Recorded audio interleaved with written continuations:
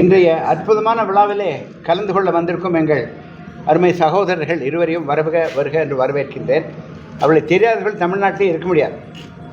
இந்த மருத்துவமனை ஆரம்பித்து 52 வருஷம் ஆச்சு. இந்த மருத்துவமனை தெரியாதவங்களும் தமிழ்நாட்டில் இருக்க முடியாது. உண்மைதானே? ஆமாம். மருத்துவமனைக்கு போகாமல் யாரும் இருக்க முடியாது. அது முடியாது. தப்பான காரியம் பண்ணும்போது ஹாஸ்பிட்டலுக்கு போயிடுறாங்க. அது எங்களுக்கு வருமானம் தானுங்க. தமாஷை சொல்கிறதுங்க. எங்கள் அப்பா என்னை வர சொன்னார், அமெரிக்காவிலேருந்து என்னை வர சொன்னார். ப்ளீஸ் கம் பேக் அப்படின்னார். Game A visa for 2 years. America government game A visa for 5 years. I went in 1972. போயிட்டு அப்பா 2 வருஷத்தில் கூப்பிட்டார். அப்பாவா அமெரிக்காவான்னு கேட்டப்போ நான் அமெரிக்கான்னு சொல்லிட்டு இல்லை அப்பான்னு சொல்லி இங்கே வந்துட்டேன். நான் யூஸ்வலாக போனவங்க வரமாட்டாங்க. என்ஆர்ஐன்னா நான் returning Indians, not required Indians. பாருங்க என்ன சொல்றது, அமெரிக்கா போன ஆளு வர்றது இல்லை, பிள்ளைகள வெள்ளையா இருக்காங்க. அப்புறம் போய் படித்தேன், நிறைய படிச்சுட்டு வந்து இங்கே ஹாஸ்பிட்டல் ஆரம்பித்தேன். இந்தியாவில் அப்போலோ ஹாஸ்பிட்டல் இப்போ கிடையாது, பெரிய ஹாஸ்பிட்டல் கிடையாது. நான் வந்து முதல்ல கோயம்புத்தூரில் ஆரம்பிக்கும் போது அமெரிக்கன் ஸ்டாண்டர்ட் ஹாஸ்பிட்டல் ஆரம்பிக்கணும்னு சொல்லிட்டு latest ventilator, latest ECG machine கொடுத்து ஒரு 10 பெட்டோடு ஆரம்பித்தேன். இப்போ கடைசியில் 52 வருஷத்தில் 500 பெட்டு, சுமார் 2000 பேர் வேலை பண்ணுறாங்க. என்னுடைய சன் அசோக் டாக்டர் ஆகலை, அவர் சாஃப்ட்வேர் எக்கனாமிக் ஜோன் ஆரம்பித்து அவர் 20,000 பேருக்கு வேலை கொடுக்குறாரு. வருஷத்துக்கு ஒரு 50,000 கோடி எக்ஸ்போர்ட் பண்ணுறாரு. அதனால் 50,000 கோடி நிஜமாக சொல்கிறேன். ஏன்னா நல்ல வேலை அவன் டாக்டர் ஆகும். டாக்டராக இருந்தால் கார்டியாலஜிஸ்ட், நியூராலஜிஸ்ட் அப்படி தான் இருக்க முடியும். அவர் ஒரு விஷனரிங்க. அவர் பேரோ விஷனரி டாக்டர்னு சொல்கிறேன். நானும் அதே மாதிரி விஷனரி டாக்டர். அவர் என்ன பண்ணுறாருங்க, ஒரு 10,000 பேர்த்துக்கு சொல்லிக் கொடுக்குறாரு. ஐயோ, பிஏ, பிஎஸ்சி, பிஎட் அது மாதிரி சொல்லிக் கொடுக்குறாரு. 10,000 பேருக்கு வேலை வாங்கி கொடுத்துட்றாரு, பொழப்பை உண்டாக்கி கொடுத்துட்றாரு. நான் பொழைக்க வைக்கிறேன். என்ன வசனம் பரவாயில்ல.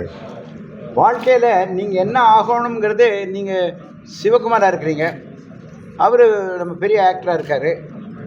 நான் டாக்டர் ஆகணும்னு சொல்லிவிட்டு யாரோ ஒருத்தர் முடிவு பண்ணுது. யாரோ ஒருத்தர் பேர் கடவுள்னு சொல்லலாம், இல்லைன்னு சொல்லலாம், நேச்சுரல்னு சொல்லலாம். Life is to help people. அதுதான் என்னுடைய முக்கியமான கொள்கை. எப்படின்னா, மற்றவர்களுக்கு என்ன ஹெல்ப் பண்ணுமோ ஹெல்ப் பண்ணு. அதுவும் கஷ்டத்தில் இருக்கும் பொழுது, அங்கே வலிக்குது இங்கே வலிக்குது மூச்சு விட முடியல அப்படின்னு நேரம் எங்கிட்ட வராங்க. உயிரே போகிற மாதிரி வந்தாலும் எங்கிட்ட வர்றாங்க. கொஞ்சம் நஞ்சு உசுறு ஒட்டிகிட்டு இருந்தோம்னா கேஜி ஹாஸ்பிட்டல் போனால் உயிர் பிழைச்சிக்கலாம்னு சொல்கிறாங்க. ஆனால் கொஞ்சம் நஞ்சு உயிரை ஒட்டிகிட்டு இருக்கணும். டெட் பாடியை வந்து ஒன்றும் பண்ண முடியாது. அதனால் இந்த அற்புதமான விழாவில் என்ன பண்ணுறோம், டெக்னாலஜி இல்லாமல் மெடிசன் கிடையாது. ரொபாட்டிக் எக்யூப்மெண்ட் அப்படிங்கிறது ஹார்ட்டுக்கு ஒரு 2 வருஷமாக யூஸ் பண்ணிட்டுருக்கோம். நீ ஜாயிண்ட் தேஞ்சு போதும். எங்கள் அப்பாவுக்கு நீ ஜாயிண்ட் மாற்றுறதுக்காக நான் ஜெர்மனி போனேன். டுபிங்கனுக்கு போயிட்டு ஜெர்மனி. நானும் மோகன்தாஸ், பிபிஎஸ் மோகன்தாஸ் நல்லா தெரிஞ்சவர் தானுங்க. ஒரு 25 வருஷத்துக்கு முன்னால் அங்கே போய் அந்த ஆப்ரேஷன் இங்கே பண்ணுறப்போ, அமெரிக்காவில் போய் ஆப்ரேஷன் பண்ணக்கூடிய ஹார்ட் சர்ஜரி இங்கே நம்ம டாக்டர் அருண்குமார் பண்ணுறார். இப்போ இவர் பேர் மோகன்குமார், அருண்குமார். இவர் பேர் மோகன்குமார், அவர் பேர் தரணிக்குமார். இவங்க 2 பேர் தான் சர்ஜரி பண்ணுறாங்க. இது வரைக்கும் 12 ஆப்ரேஷன் பண்ணியிருக்காங்க. மற்ற ஹாஸ்பிட்டலில் 3-4 லட்சம் ரூபா செலவாகும். எங்களுக்கு 2-2.5 லட்சம் ரூபாய்க்கு முடிச்சிடுறோம். ஏன்னா நாங்கள் தர்ம ஆஸ்பத்திரி. எங்கள் அப்போலோ ஹாஸ்பிட்டல் மாதிரி, அப்போ வேறு சொல்லக்கூடாது, அப்போலோ ஹாஸ்பிட்டல் மாதிரி பெரிய கார்பரேட் ஹாஸ்பிட்டலில் 6 லட்சம் ரூபாய் ஆப்ரேஷன் பண்ணுறது நாங்கள் 2 லட்சம் ரூபாய்க்கு பண்ணுவோம். அதனால் இது ஏழை மக்களுக்காக ஏற்படுத்தப்பட்ட மருத்துவமனை. ஆனால் டெக்னாலஜி இஸ் ஹை. நம்ம வாஜ்பாய் அவர்களுக்கு சர்ஜரி பண்ணுறதுக்காக ரனாவத்துன்னு சொல்லிட்டு அமெரிக்காவிலேருந்து ஏரோப்ளைனில் வந்தாங்க. 7 கோடி ரூபா செலவாச்சு ஒரே ஒரு ஜாயிண்ட் மாத்திரம், பிரீச் கேண்டி ஹாஸ்பிட்டலில். அதே சமயத்தில் எங்கள் ஹாஸ்பிட்டல் டாக்டர் சக்திவேலுக்கு திருச்செங்கோட்டு இருந்த ஆளுக்கு, செங்கோடனுக்கு 30,000 பண்ணார். You must be an American in the brain. You must be an American in the brain, Indian in the heart. என்னண்ணா அப்படியே தான் இருக்குது. அதுக்கு தான் அமெரிக்கா போகிறது. Understand the technology and come back and help our people. நீங்கள் சொன்னது பார்த்தீங்கன்னா, அப்துல் கலாம் வந்து பார்த்தப்போ என்ன இவ்வளோ பேருக்கு ஆப்ரேஷன் பண்ணுறேன்னு கேட்டார். சார் அவங்ககிட்ட கையில் காசும் இல்லை, ஒன்றும் இல்லை. எவ்வளோ பணத்தை கொடுப்போம்? ஒன்றும் பணம் இல்லைங்க, நாங்களே போய் கூட்டிகிட்டு வரதுனா வில்லேஜாக திருப்பூர், கருமத்தம்பட்டி கூட்டிகிட்டு வர்றதாங்க. 1 லட்சம் பேர் கூட்டிகிட்டு வந்து ஆப்ரேஷன், கண் ஆப்ரேஷன் பண்ணி உள்ள லென்ஸை வச்சு ஆப்ரேஷன் பண்ணி 90,000 பேருக்கு பண்ணியிருக்கோம். The technology which can help the poor man is a good technology. Technology பெரிய டாடா பிர்லாக்கு ஹெல்ப் பண்ணி என்ன பிரயோஜனம்? நமக்கு ஹெல்ப் பண்ணணும் அப்படிங்கிறக்காக இந்த ஹாஸ்பிட்டல் ஆரம்பித்தோம். இந்த ரொபாட்டிக் மிஷினை இன்னைக்கு காலையில் வந்து 2 பேரும் இனாக்ரேட் பண்ணாங்க. ரொம்ப கைராசிக்காரங்க 2 பேரும் கொங்கு நாட்டு தங்கங்கள். அவங்கள வந்து இது மாதிரி பண்ணி கொடுத்து ரொம்ப சந்தோஷம். எங்கள் டாக்டர்ஸ் 2 பேர் அவர் பேர் மோகன்குமார், இன்னொருத்தர் பேர் தரணிக்குமார். அவர் அழகருங்கிறவர் head of the department, spine surgeon, முதுகெலும்பு ஆப்ரேஷன் பண்ணுற டாக்டர். அது ராஜசேகர் அங்கே எக்ஸ்போர்ட். அதே மாதிரி அவர் மாதிரிங்க இவர் வெள்ளூரில் 10 வருஷம் ஒர்க் பண்ணிவிட்டு ஃப்ரான்ஸில் 1 வருஷம் இருந்துட்டு இங்கே வந்து ஒரு 25-30 ஆப்ரேஷன் ஒரு மாதத்துக்கு பண்ணுறாருங்க. நல்லா பண்ணுறாரு. முதுகெலும்பு ஆப்ரேஷன் பண்ணுறது பயம், எல்லாத்துக்குமே பயம். வேறு என்ன சார் கேள்வி கேளுங்க சார். இப்பொழுது கோவை மாதிரி இந்த ஒரு ஊரில் வந்து நீங்கள் பிறந்து வந்திருக்கக்கூடிய ஊர், உங்களுடைய சொந்த ஊர், இந்த பகுதியில் மருத்துவ கட்டமைப்பு இந்த அளவுக்கு மேம்படுத்துறது நீங்கள் எப்படி பார்க்குறீங்க? உங்களுக்கு எப்படிப்பட்ட ஒரு உணர்வுபூர்வமாக ஒரு ஃபீல் இருக்குது சார்? என்ன காரியங்கண்ணா? மற்ற மாவட்டங்களில் எப்படி இருக்குன்னு தெரியாது. சென்னைக்கு அடுத்து கோவை மாவட்டம் ரொம்ப அட்வான்ஸ்டாக இருக்குதுங்க. இல்லை, சந்தேகமே கிடையாது உங்களுக்கு. சென்னைக்கு பிறகு வந்து எல்லா மருத்துவ வசதிகள் உள்ள ஒரு ஊர் கோவை தான். மதுரையில் ட்ரை பண்ணுறாங்க அங்கங்கே. பட் இருந்தால் கூட கோவை வந்து இவர் கேஜி ஹாஸ்பிட்டலில் இவர் அது டாப்பால் 52 வருஷங்கிறாரு. நான் கல்யாணம் பண்ண வருஷம் அது 74 ஆரம்பித்து 52 வருஷமாக அவங்க பண்ணிகிட்ருக்காங்க. அது இமேஜினாக பண்ண முடியல. இவர் சிரிச்சிட்டே பேசுகிறார், பெரிய கொடையாளி, 350 கோடி தான தர்மம் பண்ண அப்படிங்கிறாரு. ரொம்ப இமினன்ட் மேன். இப்படி அசோக்னு ஒரு மகனை பெற்று அவர் வந்து இன்னும் பிரமாதமாக டெவலப் பண்ணியிருக்காங்க. கோவை மெடிக்கல்ஸ் எல்லாம் இதுக்கப்புறம் வந்தது தான். இப்போ வந்து இவர் வந்து கிட்டத்தட்ட என்னை விட ஒரு 1.25 வருஷம் சின்னவர். நான் சென்னையில் வந்து ஓவியக் கல்லூரியில் படிக்கும்போது இவர் எம்பிபிஎஸ் வந்து அங்கே முடிச்சுட்டு அமெரிக்கா போய் ஒரே செகண்ட் 1964 எம்பிபிஎஸ் முடிச்சிடுங்க, 1968 எம்எஸ் முடிச்சிடுங்க. அமெரிக்காவுக்கு அதை நான் சொல்ல குறுக்க பேசாதவங்க. 1964 சென்னை மருத்துவக் கல்லூரியில் அவர் எம்பிபிஎஸ் முடிக்கிறாரு. சிகாகோவில் இல்லினாய்ஸில் மவுண்ட் சினாஸ் மருத்துவமனையில் போய் போஸ்ட்டு கிராஜுவேட்டாக பட்டம் வாங்குறாரு. 1984 ராஜீவ்காந்தி கிட்ட இவர் டாக்டர் பிசி ராய் விருது வாங்குறாரு. 2005 அப்துல் கலாம் கிட்ட பத்மஸ்ரீ பட்டம் வாங்குறாரு. அப்துல் கலாம் நான் வந்து 2010 போய் இன்டர்வியூலாம் பண்ணியிருக்கேன். அதுக்கப்புறம் ஹாஸ்பிட்டலை பற்றி சொல்லணும்னா 52 வருஷம் ஆகுது. 22 நாள் குழந்தைகளுக்கு மூளை அறுவை சிகிச்சை பண்ணியிருக்காங்க. 22 நாள் குழந்தைகளுக்கு மூளை அறுவை சிகிச்சை உலகத்திலேயே இவங்க தான் முதல்ல இருக்காங்க. அப்புறம் வந்து 128 ஹை டெக்னாலஜி உள்ள கார்டியாக் சிடி ஸ்கேன் வந்து ஆசியாவிலேயே இவங்க தான் வாங்கி வச்சுருக்காங்க. அப்புறம் வந்து இதய வால்வு ஆப்ரேஷன் வந்து இந்தியாவில் ஃபஸ்ட்டு இவங்க தான் பண்ணியிருக்காங்க. 2 நாள் குழந்தைக்கு கிட்னி ப்ராப்ளம் வந்தவங்க டயாலிசிஸ் பண்ணிக்க. இந்த மாதிரி வந்து இவங்களுக்கு மிகப்பெரிய வரலாறு இருக்குது. இதை கம்பேர் பண்ணோம்னா ஒன்றுமே இல்லை. நான் பிறந்த ஊர் இங்கே பக்கத்தில் சூலூர் பக்கத்தில் சின்ன கிராமம். நான் வந்து ஆஸ்பத்திரிக்கே போனது கிடையாது. அதாவது நம்ம கீழெல்லாம் விழுந்தோம்னா அந்த காலத்தில் மாட்டு சாணம் இருக்குல்ல, மாட்டு சாணம் இவர்கிட்ட சிட்டியில் வளர்ந்த பையன் மாட்டு சாணம் சூடாக போட்ட சாணத்தை எடுத்து அந்த புழிஞ்ச சாதத்தை வந்து அது மேலே போட்டு விட்ருவாங்க. அது ஒரு வாரத்தில் அது செட்டில் ஆகிடும். நான் ஆஸ்பத்திரியில் போனதே கிடையாது. இங்கே வந்து தொண்டையில் அந்த சிறுநாக்கு வளர்ந்துச்சுன்னா அதுக்கு வந்து பாச்சாம்பால் ஒன்று இருக்கும். அதை வந்து மரத்துலேருந்து கொட்டி இந்த பால் இந்த பக்கம் வச்சு மண்ணை போட்டு விடுவாங்க. 3 நாள் சரியாக போகும். இது மாதிரி நாட்டு வைத்தியங்களில் வாழ்ந்த ஆள்.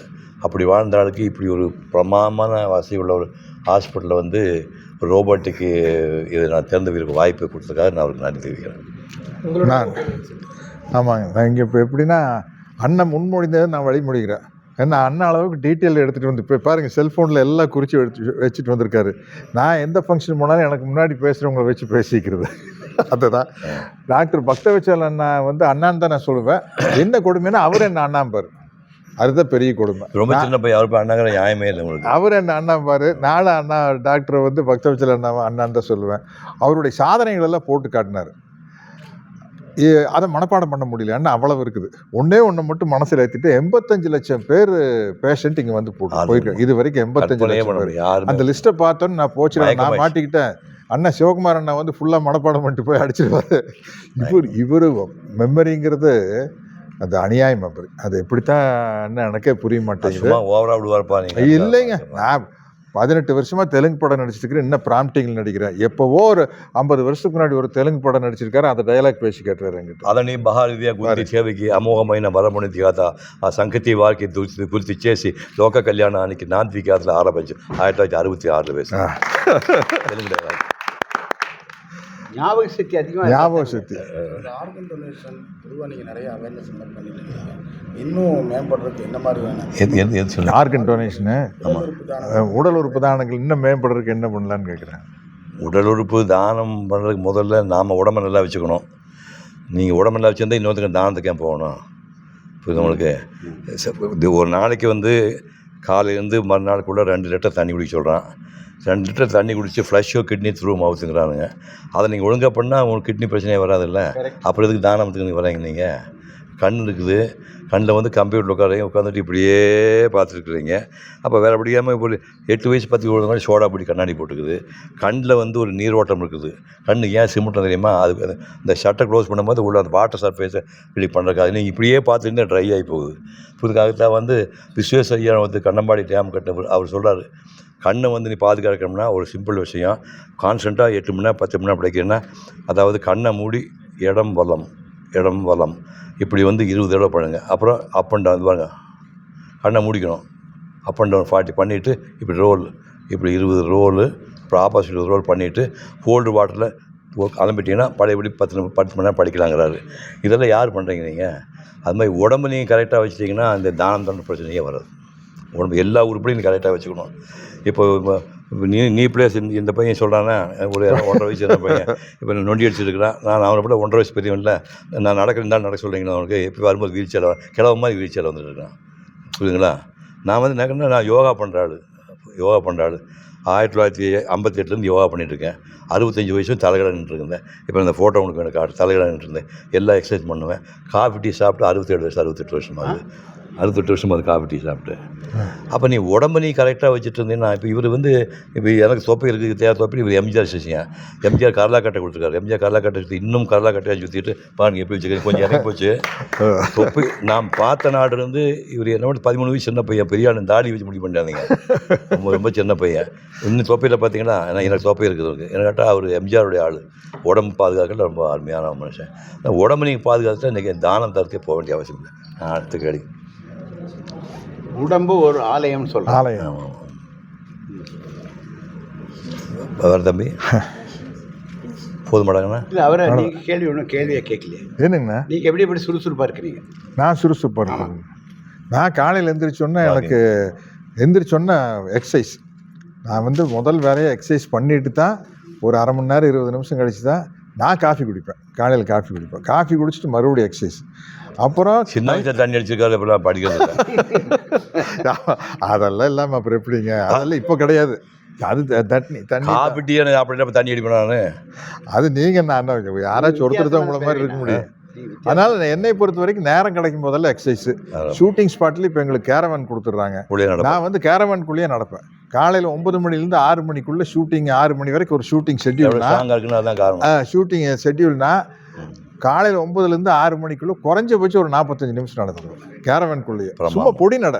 அதுக்காக நல்லா வேகமாக நம்ம கவுண்டமணியான சொல்லுவார், நடக்கிறது எப்படி நடக்கணும்னா கடங்காரம் துரத்துற மாதிரியே நடக்கணும். அப்போ தான் வேகமாக நடப்புமாமா. பின்னாடி கடங்காரம் துரத்துனா எப்படி இருக்கு?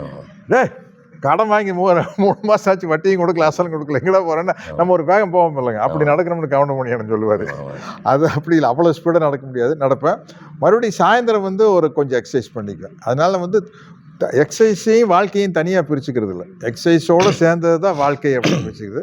முடிஞ்ச வரைக்கும் மனசு சந்தோஷமாக வச்சுருக்கணும். இப்போ இந்த சுச்சுவேஷனில் நம்ம எப்படி மகிழ்ச்சியாக இருந்துக்கலாம், எப்படி இருக்கலாம்? அண்ணன் டாக்டர் பக்தவச்சல் அண்ணன் அடிக்கிற ஜோக்கெல்லாம் கேட்டு சந்தோஷமாக இருந்துக்கலாம். அது மாதிரி வாழ்க்கை அமைச்சிக்கிறது. 1000 கஷ்ட நஷ்டம் இருந்தாலும் இருக்கிற சுச்சுவேஷனுக்குள்ளே ஒரு சந்தோஷத்தை தேடிக்கிறது.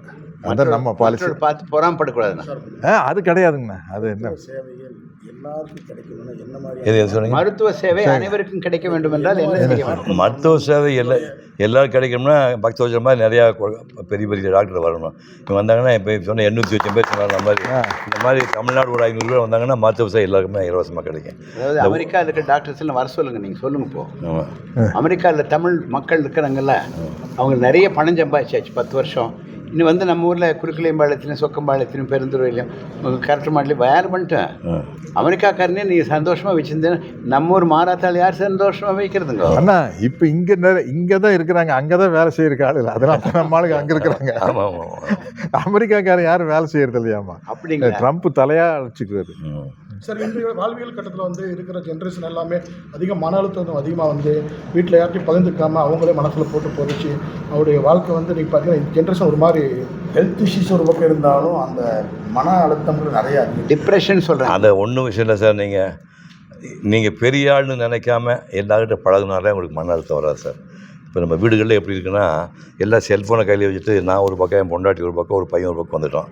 இதெல்லாம் பிடிங்கி கீழே போட்டு ஒரு நாளைக்கு ஒரு மணி நேரமாவது வீட்டில் உங்கள் தம்பி தங்கச்சி எல்லாம் உட்காந்து பேச ஆரம்பிச்சிங்கன்னா மன அழுத்தம் போயிடும். அது மட்டும் இல்லை, நீங்கள் தனியாக வாழாதீங்க, உங்களுக்கு ரொம்ப நெருக்கமான ஃப்ரெண்டு வச்சுக்கோங்க. இப்போ சத்யராஜ் ஒரு சாமிலாம் சொல்கிறேன், சாமிக்கு சொல்கிறேன், நாங்கள் 2 பேரும் நிறைய சண்டை போட்டுக்குவோம். நான் நிறைய ஷேர் பண்ணியிருக்கோம். எந்த மாதிரி ப்ராப்ளம் வந்தால் ஷேர் பண்ணிக்குவோம். உங்களுக்கு உங்கள் வயசுக்கு தகுந்த மாதிரி ஒரு 4-5 ஃப்ரெண்ட்ஸ் வச்சுட்டிங்கன்னா, ஏதாவது மன அழுத்தமாக பிரச்சனை வந்ததுன்னா அவங்ககிட்ட ஓப்பனாக பேசுங்க. அது பேசும்போது உங்கள் பாரம் குறைஞ்சிடும். அது மாதிரி தனியாக மட்டும் வாழ முயற்சி பண்ணாதீங்க. இது சோஷியல் அனிமல் தான் மனுஷன். உங்கள் சுற்றி ஒரு நல்ல நண்பர்களுக்குன்னு ஒரு 65-70 வயசுக்கு அப்புறம் எனக்கு வந்து சம்ப மாட்டேங்க, எனக்கு வந்து 85 வயசு ஆகுது. உலகம் பூரா வந்து கிட்டத்தட்ட 20 ஃப்ரெண்ட்ஸ் வச்சுருக்கேன். ஒருத்தவங்க 1.5 மணி நேரம் பேசுவேன் ஃபோன் என்ன சார்ஜ் வரும்னு அது வேறு விஷயம். 1.5 மணி நேரம் ஃபோனில் பேசுவேன். அந்த அளவுக்கு அவன் தன்னுடைய மேட்டர் சொல்லுவான், நான் சொல்லுவேன். அந்த மாதிரி உங்கள் மன அழுத்தம்லாம் வர காரணமே நீங்கள் தனியாக இருக்கிறீங்க. அது இருந்துட்டு நிறைய ஃப்ரெண்ட்ஸோடு இருந்தீங்கன்னா எல்லாம் சரியாக போயிடும். சார் இன் க்ளோசிங் ஒரு கொஸ்டின் மட்டும் சார், டு ஈஸி. ஏன்னா நீங்கள் 3 பேருமே வந்து ரொம்ப இவ்வளோ ஏஜாக இருந்து சாரி சார், ரொம்ப ஆக்டிவாக இருக்கீங்க, ரிஸ்காக இருக்கீங்க. இல்லை அது பரவாயில்ல. அப்படி இருக்கும்போது ஒரு tip for young generation from you and you sir, ஒவ்வொருத்தராக நீங்கள் ஒரு பாயிண்ட் சொல்லலாம். ஒரு டிப். ஆமாம், மென்டல் ஹெல்த்து ஃபிசிக்கல் ஹெல்த்து இப்படி இருக்குது. அதாவது மன வலிமையும் உடல் வலிமையும் பின்னி பிணைஞ்சிருக்குது. அதை வச்சு அதை 2 கண்ணாக வச்சு பாதுகாத்தோம்னாலே போதும். உங்களோட ஒப்பீனியன்? நான் சொல்கிறது சார், ஹெல்த்தியாக இருக்கிறதுக்கு ஒரே வழி வந்து இந்த மாதிரி டாக்டர் நம்பாதீங்க, நமக்கு தேவையே கிடையாது. நீங்கள் வந்து உடம்பு கரெக்டாக வச்சுருந்தீங்கன்னா பக்த வச்சு நமக்கு தேவை கிடையாது. அதாவது இது வந்து 2வது ஹார்ட்டுங்கிறாங்க. முழங்காலுக்குள்ள கால் 2வது ஹார்ட்டுங்கிறாங்க. இதுக்காக என்ன, உங்களுக்கு எவ்வளோ பேர் சர்ஜரி பண்ணாலும் டாக்டர் என்ன சொல்கிறாங்க, எழுந்து நடன்னு சொல்கிறாங்க. பிள்ளைங்களுக்கு சும்மா இப்படி பாரு அப்படி பாரு சொல்லலை, எழுந்து கொஞ்சம் நடக்கிறது தான் இம்பார்ட்டண்ட். அதனால் வந்து நீங்கள் ஒரு நாளைக்கு, நான் வந்து முதல்ல போட்டில் வாக் பண்ணிகிட்டு இருந்தேன். இப்போ காலையில் எழுந்து எங்கள் வீட்டில் வைட்டமின் டி வேணுங்கிறதுக்காக சன்லைட் மாடியில், இவர் வேறு மாதிரி நடக்கிறார், நான் சன்லைட் பேர் பாடிக்கு போய் மொட்டை மாடியில் போய் ஷார்ட்ஸ் மட்டும் போட்டு வெறும் பேர் பாடி, இப்போ சம்மர் பயங்கரமாக இருக்குது, வேர்த்து ஒழுகும் டவல் வச்சு தொடச்சிட்டு 45 நிமிஷம் ஃபுல் சுட்டுருக்குறேன். டாக்டர் கேட்டால் டி வைட்டமின் இதுதான் வருது அப்படிங்கிறாரு. புரியுது? ஒரு நாளைக்கு நீங்கள் கரெக்டாக வந்து 40 மினிட்ஸ் வாக் பண்ண ஆரம்பிச்சிங்கன்னா அது நல்லா தூக்கம் வரும், நல்லா பசி வரும். இதை மட்டும் பண்ணுங்கள். வாக்கிங் வந்து மோர் இம்பார்ட்டண்ட்.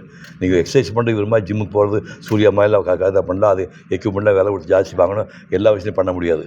பாடி பில்டர்ஸ்லாம் ஜாஸ்தி வயசு உயிரோடு இல்லை. யோகா வாழ்ந்தவங்க 90 வயசு ஆடி இருந்திருக்காங்க. ஞாபகம் வச்சுக்கோ. ஓகே, சொல்லுங்க. பாடி பில்டர் இருந்து பெரிய ஆளுகள் இல்லாமல் யாரோ ஒருத்த மட்டும் கல்கட்டா இருந்தால் சொன்னாங்க 85 வயசு. பாக்கி எல்லாம் பாடி பில்டர் ஹெவி பண்ணி அளவுக்கு மீறி ஸ்ட்ரெயின் பண்ணி மசில்ஸ் டைட் பண்ணும்போது ஏஜ் குறைஞ்சி போகுது. இந்த யோகா பண்ணுறாரு, மற்ற மாதிரி இந்த மாதிரி வாக்கிங்கில் பண்ணுறவங்க ரொம்ப வருஷமாக நீங்கள் பாருங்கள், ஒரு 70 வயசு 80-90 வயசு பிராமின்லாம் வந்து சர்வசாதாரணமாக வயசானாலே உயிரோட இருப்பாங்க. கேட்டால் அவன் வயசானப்போ இந்த ஆடு மாடு கோழி குஞ்சா திங்க மாட்டான். 40 வயசுக்கு அப்புறம் அவனுக்கு அதெல்லாம் ஜீரணமாகாது. புரியுது உங்களுக்கு? அவன் டக்குன்னு ரசஞ்சாரம் மோதுசாரத்துக்கு போயிடுவான். இவங்க வந்து பெரியார் சொன்ன மாதிரி இது 95 வயசு ஆடு மாடு கோழி சாப்பிட்டு ஜீரணம் பண்ண முடியாமல் 95 வயசில் ஆடு மாடு கோழி எல்லாம் பெரியார் வந்து அசைவம் கடைசி சமூக நீதியை தான் மெயினாக அதை சொன்ன அசைவம் சாப்பிட சொல்லியிருக்காங்க. நம்ம எங்கிட்ட இருக்குது இல்லை அசைவம் சாப்பிடுறது மஸ்ட்டுங்க. நான் டாக்டர்கிட்ட கேளுங்க, ப்ரோட்டீன் அதில் தான் இருக்குது. நீங்க செய்வீங்க இல்ல அசைவத்தை 40 என்ன சொன்னாரு இவர் சொன்னதை நான் ஒத்துக்கிறேங்க. சூர்யாடு சொல்லி காய்ச்சல் சொல்லியிருக்கேன். 40-45 வயசுக்கு ப்ரோட்டீன் வேணும், அசைவம் சாப்பிடுங்க. 45க்கு அப்புறம் அது அவ்வளோ தேவையில்லை, குறைச்சிக்கலாம். அது சாப்பிடவே சொல்ல மாட்டேன், அதை குறைச்சிக்கல. இப்போ நான் 1988 ஜனவரி மாதம் 1ஆம் தேதி விட்டுட்டேன். அதுக்கு முன்னாடி ஒரு 44 வருஷம் மாதம் ஒரு நாள் அசைவம் சாப்பிட்ருந்தேன். இப்போ அது தேவை நல்லா தான் இருக்கேன் நான். ஸோ ஒரு 50 வயசுக்கு அப்புறம் வந்து ப்ரோட்டீன் சொன்னால் தேவையில்லை, அதுக்கப்புறம் குறைச்சிக்கலாம். இவங்க இன்னமும் சின்ன பையன் தான், இன்னும் கொஞ்சம் நாளைக்கு சாப்பிட்டு போட்டு சாப்பிடணும். 70 சார் 40 இருக்கு. அதாவது சின்ன வயசு குழந்தைகள் மத்தியில் இந்த ட்ரக்ஸோடைய தன்மை ஓவர் ஆகிட்டே வருது இல்லைங்க சார்? பள்ளிக்கூடமாக இருந்தாலும் காலேஜ் வரைக்கும் அதை கொஞ்சம் சொல்லுங்களேன் சார். அது என்னென்னு தெரியாது சார், நான் வேறு தலைமுறை. அது மாதிரி இந்த பையன் எனக்கு எனக்கு ஏதோ 20 கெட்டவாது டோப்புங்கிறானுங்க, அது என்னன்னே தெரியாது. எனக்கு கஞ்சானா தெரியாது, ஏதோ நாக்கு இங்கெல்லாம் வச்சுக்கலான்னு சொல்லலாம், அதை என்னென்னு சத்தியமாக தெரியாது. மன்னிச்சிருங்க, அதை பற்றி எங்கிட்ட கேட்டால் தப்பாக போயிடும். பட்டுக்கோட்டையார் பாட்டத்தை பாட முடியும். மக்கள் தலைவர் எம்ஜிஆர் பண்ணல, திருடராய் பார்த்து திருந்தா விட்டால் திருட்டை ஒழிக்க முடியாதுன்னு. அது மாதிரி அவங்கவுங்க பார்த்து திருந்தணும். அது ரொம்ப முக்கியமான விஷயம். ஏன்னா இன்னைக்கு வந்து இந்த மாதிரி விஷயம் வந்து ஈஸியாக கிடைச்சிருது, கண்டுபிடிக்க முடியாது இல்லையா? அதனால வந்து ஒரு பொட்டலம் இப்படின்னு வாங்கிட்டு போயிடலாம். நம்ம தான் நம்மளை திருத்திக்கணும். ஸ்கூல் பக்கத்தில் இருக்கிற அந்த டாஸ்மாக் எல்லாம் கொஞ்சம் க்ளோஸ் பண்ணியிருக்காங்க. அது பெட்டராக இருக்குன்னு. ஆமாம், நல்ல விஷயம் தாங்க. ரொம்ப சந்தோஷம், ரொம்ப பாராட்டப்பட வேண்டிய விஷயம். சந்தோஷமா விஷயம். ஓகேவா, முடிச்சுக்கலாமா? ஹெல்த்தை பற்றி நான் பேசுகிறேன். சொல்லுங்கள். பார்த்தீங்களா? உங்களுக்கு ஹெல்த்துக்கு சம்மந்தம் இல்லை நோண்டிட்டு இருக்கீங்க அப்போ நீங்கள் ஹெல்த்தை பற்றி பேசுகிறீங்க. அது ஜாயிண்ட் ஹெல்த் கொஞ்சம் அதுவும் அண்ணா என்னமோ கேட்குறாரு. எம்ஜிஆருக்கு வந்து முதல்வராக திரைப்படத்துறை சரி அரசியல் கேட்குறாங்க. அதாவதுங்க விஜய் வந்தால் சந்தோஷப்படலாம் இல்லையா? அவர் வித்தியாசமாக பண்ணுவார்னு தான் ஓட்டு போட்டிருக்கீங்க. இது வந்து மாற்றம் என்பது உலகத்தை தவிர்க்க முடியாத விஷயம். அப்படி உங்களுக்கு 1954 9 வருஷம் காமராஜர் நாட்டாண்டார், 9 வருஷம் ஜெயிலில் இருந்தார், 9 வருஷம் நாட்டாண்டார்.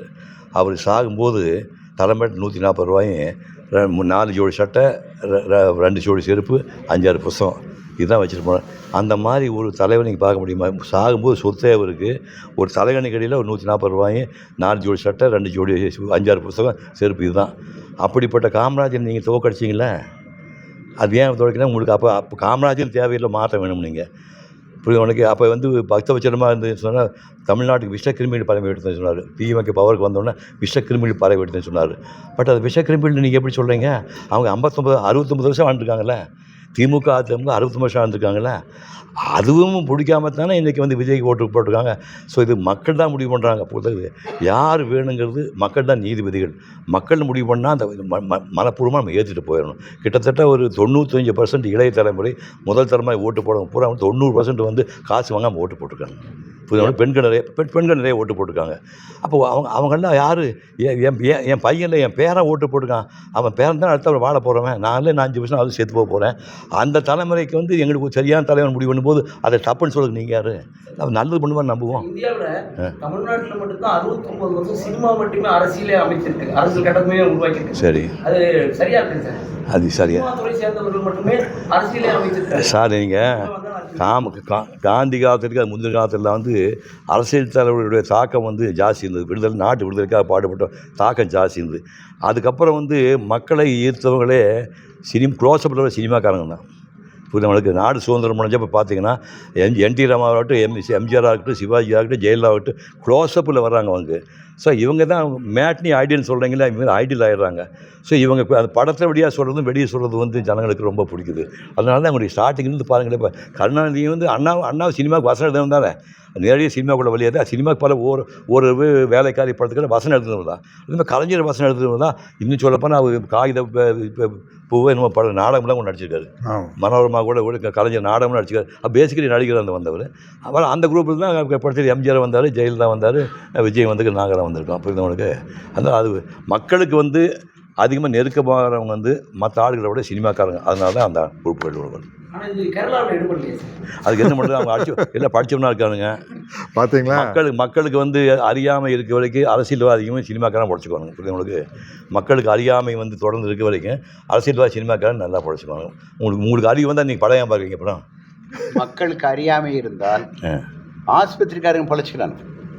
அப்படி வரீங்களா? பின்னென்ன தண்ணி போட்டால் தப்பு வரும்.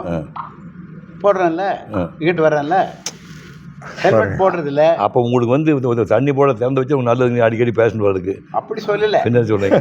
என்ன வேணா பண்ணு, தண்ணி போடு, ஹெல்மெட் போட வேண்டாம், ஸ்பீடாக ஓட்டு, நான் இருக்கேன்டா பார்த்துக்கிறேன். அதான் அயோக்கியம் பண்ணுங்க, காப்பாற்றினா இருக்கிறேன். இந்த மாதிரி ஒரு ராஜா இந்த ஒரு டாக்டர் என்ன கரியா? உங்களை நம்பித்தான் நான் ஆஸ்பத்திரி நடத்துகிறேன். பாரியா டேஞ்சரான ஆள் பாருங்க, இதெல்லாம் நம்பிடாதீங்க பாருங்க.